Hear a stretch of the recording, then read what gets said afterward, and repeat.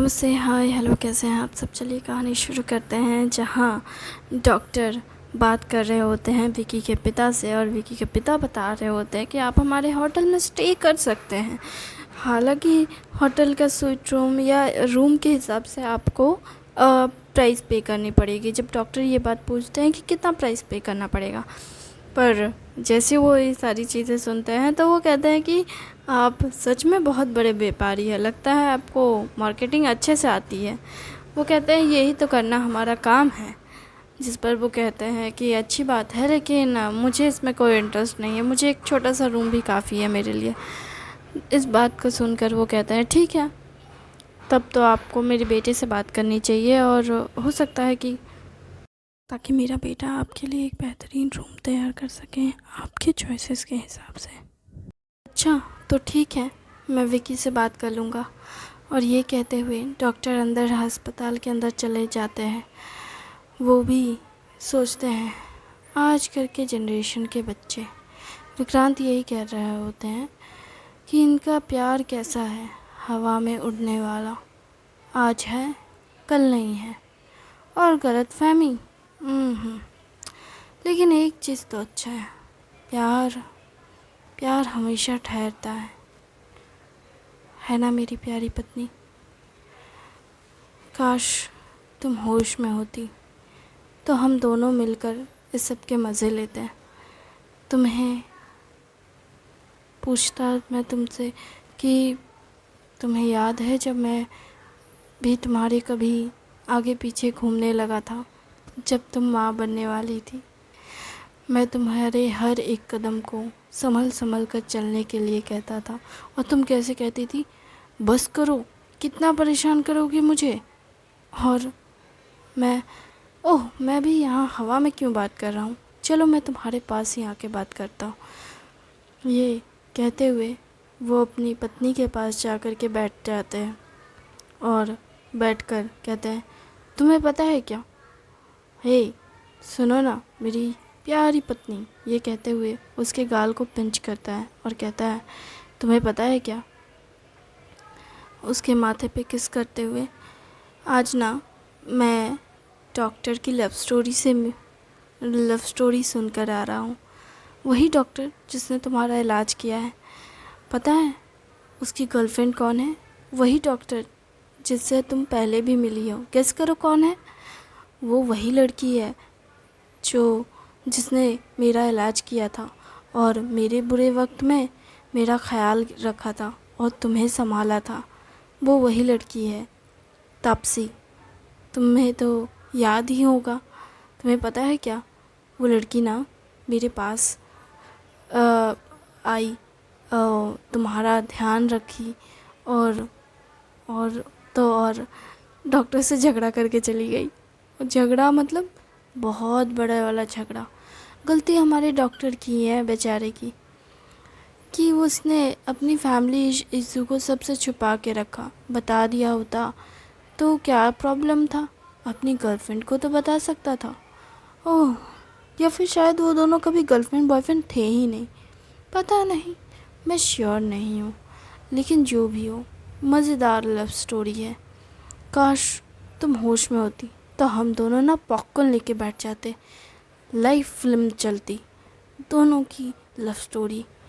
काश हमारे बेटे की भी ऐसी कोई लव स्टोरी होती। ओह, जैसे हमारे बेटे को किसी खूबसूरत परी से प्यार हो गया हो, और वो परी किसी और दुनिया की हो, और फिर वो उस दुनिया में आने के लिए मेहनत कर रही हो, और मेरा बेटा अरे वैसे तो मैं ये फैंटेसी वाले प्यार को बस सोच ही सकता हूँ, ऐसा कुछ इस दुनिया में हो नहीं सकता। लेकिन फिर भी कितना सुंदर लगता ना जब हम अपने बेटे को परियों की कहानी सुनाया करते थे, तब वो कितना मज़े से सुनता था। ओह, कि परियां ऐसी होती है, वैसा होती है। मुझे याद है तुम जब भी सुनाती थी तो मैं भी सुनता था। एक दिन तो मैं भी सुनाने बैठ गया जब तुम किसी काम से चली गई बाहर। तो तुम्हें याद है उस रात को जब तुम अचानक से कहने लगी कि मुझे थोड़ा काम है और बेटे को संभाल लीजिएगा। पता है मैं कितना डर गया था। ओह, मैं सोच में पड़ गया कि क्या हो गया। फिर तुमने मुझे बाद में बताया कि भाई की बेटी तुम्हारे भाई की बेटी होने वाली है। हाय, प्यारी सी बच्ची गुड़िया जैसी। हाँ, तुम वहाँ उसकी देख रेख में जाने वाली थी। हाँ, मैं तो सोच के ही हैरान हूँ और खुश हूँ। वो बच्ची कितनी प्यारी थी बाद में जब मैं उसे देखा। लेकिन तुम तो चली गई और ये कमबख्त इतना रोता था, इतना रोता था। और जब देखो तब कहता था मम्मी चाहिए, मम्मी चाहिए, मम्मी चाहिए। और वो तुम्हारा पल्लू पकड़े पकड़े पूरा घर घूमता था। विकी, मैं सोचता था ये लड़का कैसे ज़िंदगी जिएगा। इतना सा है लेकिन हर वक्त माँ माँ माँ करते रहता है। माँ के अलावा तो इसको कुछ चाहिए ही नहीं। बाप की ओर तो देखता ही नहीं था। मैं सोचता था कि आखिर मैंने क्या क्राइम कर रखा है जो मेरा बेटा मेरी तरफ देखता ही नहीं है। मैं जब इसके पास चॉकलेट और टॉफ़ी लेकर आता था ना, तभी तभी वो मेरी तरफ स्माइल करके देखता था। ओह, उसके स्माइल पे तो मैं फ़िदा हो जाता था। लेकिन मजाल है कि वो मेरे पास ज़्यादा वक्त तक रुके ना ना ना। मेरा ही बेटा हो के मेरा ही नहीं, खून नहीं बोल सकता हूँ क्योंकि तुम्हारा खून है। ब्लड तो मेरा नहीं है, खून तो तुम्हारा ही है। खैर जो भी हो, लेकिन वो कमबख्त मेरे पास सिर्फ चॉकलेट और टॉफ़ी के लिए आता था। इसके अलावा मजाल है कि अपने बाप से ठीक से बात कर ले वो लड़का। बड़े होने के बाद तो और रूड हो गया। और अब तो सिर्फ काम से बात करता है, पापा ऐसे पापा वैसे। ओह, लेकिन जो बोलो, जब से मेरा एक्सीडेंट हुआ है ना, तब से मेरा बेटा बड़ा नर्म बन गया है। हाय, मुझे लगा नहीं था कि कभी मेरा बेटा ऐसा भी बनेगा। लेकिन चलो ठीक है, वो अच्छा है, प्यारा है। हमारा बच्चा बहुत दिल का सच्चा है। लेकिन पता नहीं क्यों ये सिंगल है। काश काश इसकी ज़िंदगी में भी कोई लड़की होती। काश इसकी भी कोई गर्लफ्रेंड होती। काश, अरे हाँ, उसकी गर्लफ्रेंड होनी चाहिए ना। याद है तुमने मुझे एक बार बताया था। तुमने बताया था कि जब तुम उससे मिलने के लिए गई थी बाहर, जब वो लंदन में था, वो किस चीज़ के लिए गया था। हाँ, कोई सेमिनार अटेंड करने गया था। तब तुम भी उस वक्त लंदन में अपने भाई के पास थी। और तब वो हमारे ही होटल में रुका था। वहाँ पे एक लड़की मिलने आई थी। तुम्हें याद है क्या वो लड़की कैसी दिखती थी? तुमने ही तो बताया था मुझे। हाँ, कि सुंदर सी गोरी चिट्टी सी थोड़ी सी लड़की थी, पतली लंबी सी, हमारे बेटे के हाइट के बराबर थी।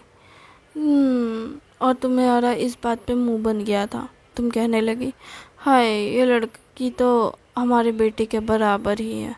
इतनी लंबी लड़की कैसे चलेगी। नहीं नहीं, लेकिन फिर तुमने कहा अगर हमारे बेटे को पसंद है तो वो भी चलेगी बाद में। लेकिन बाद में तो पता चला कि शायद वो उसकी दोस्त है ना? तुम श्योर नहीं हो ना? हाँ, काश उसकी कोई लव स्टोरी होती कॉलेज के दिनों, जिस पे वो फिदा होता।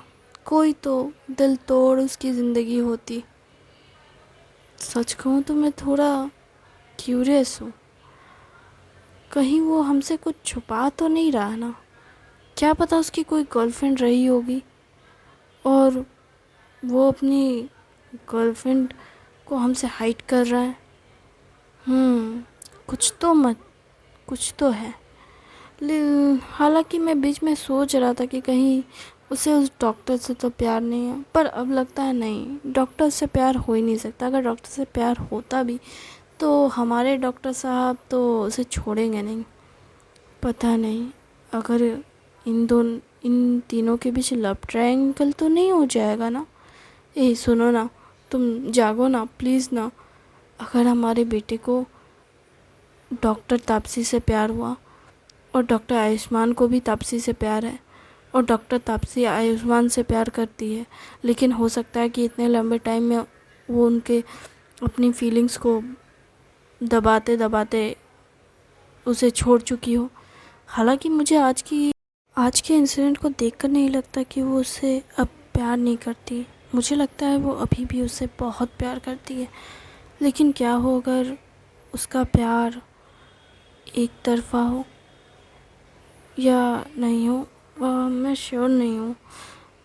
क्या हो अगर वो अपने प्यार को चलाने के लिए हमारे बेटे की भावनाओं का इस्तेमाल करे। अगर ऐसा हुआ तो क्या होगा? तुम बताओ ना।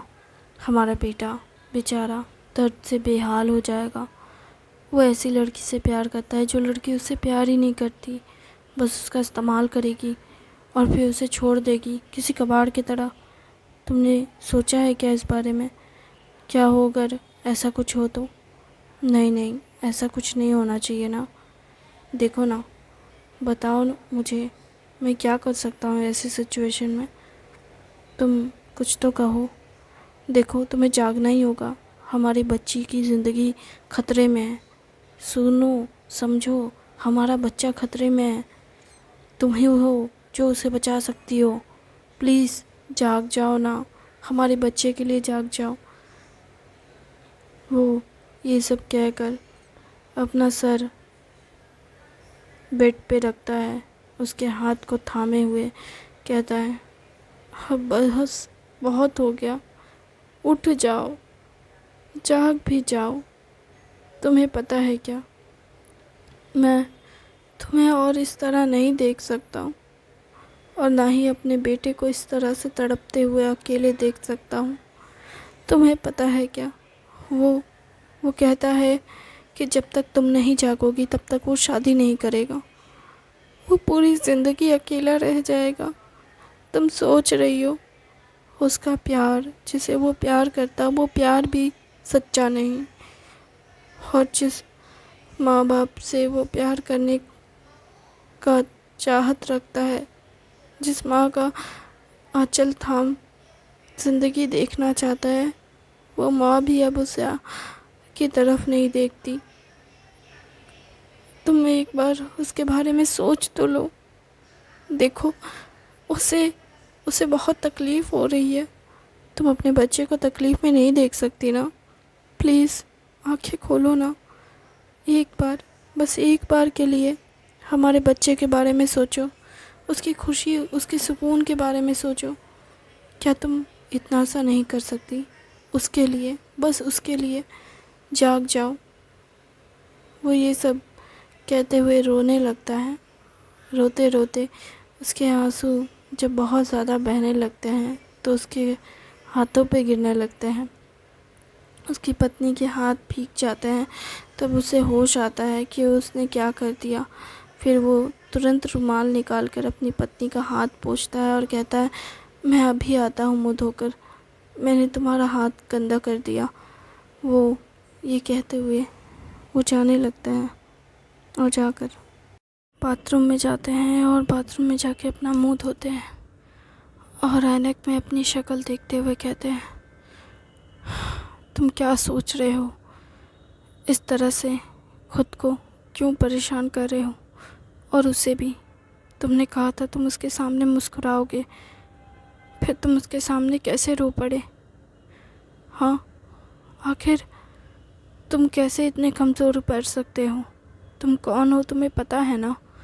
तुम वो इंसान हो जिसने कभी हार नहीं मानी। तुमने उसका हमेशा ख्याल रखा, उसे बेइंतहा प्यार किया। तुम ऐसे टूट नहीं सकते, कमज़ोर नहीं पड़ सकते। वो ठीक है, बस वो बेहोश है। वो जाग जाएगी, वो ज़रूर जागेगी। मैं ऐसे कमज़ोर नहीं पड़ सकता और मैं बिल्कुल भी हार नहीं मान सकता। वो खुद से ये सारी बातें करते हुए, खुद के आंसुओं को पोंछते हुए, चेहरे को धोते हुए फिर बाथरूम से निकलता है।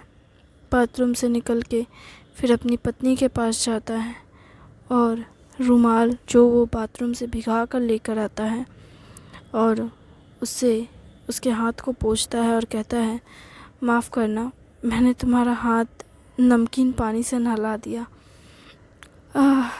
ये सॉल्टेड वाटर अच्छा नहीं होता, तो मैं सादे पानी से तुम्हारे हाथ को पोंछ रहा हूँ।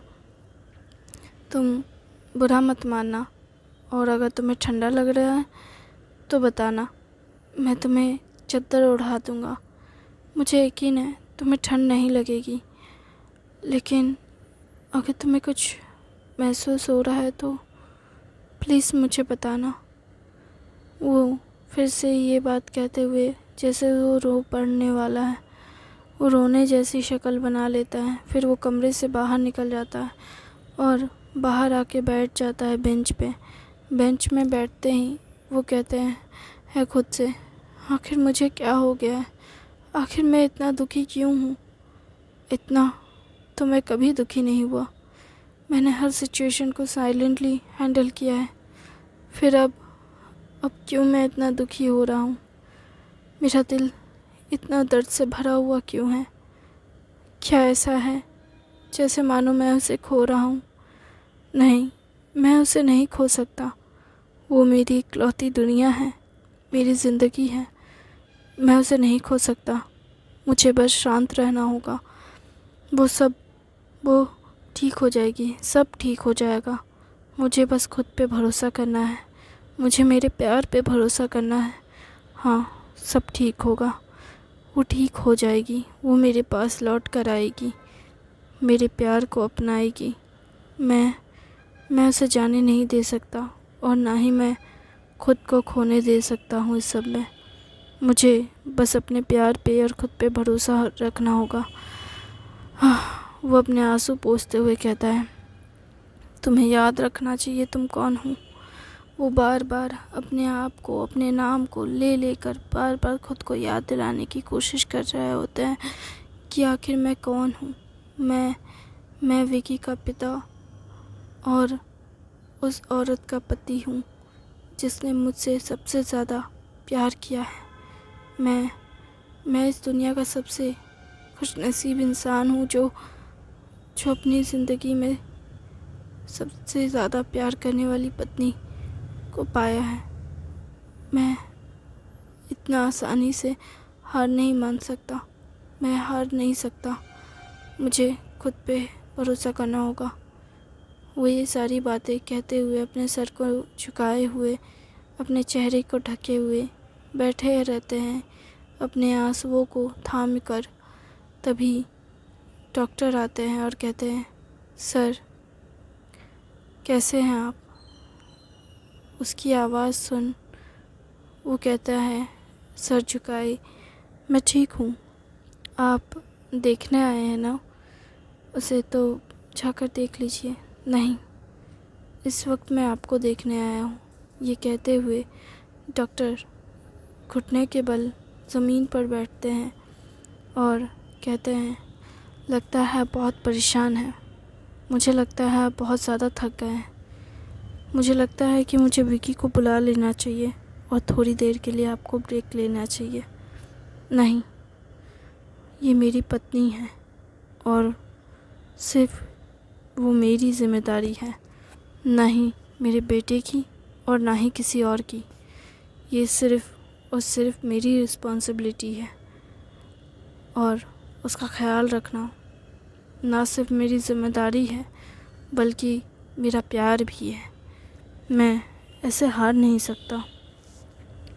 पर आप एक इंसान भी हैं, आप थक जाते हैं, कमज़ोर पड़ जाते हैं।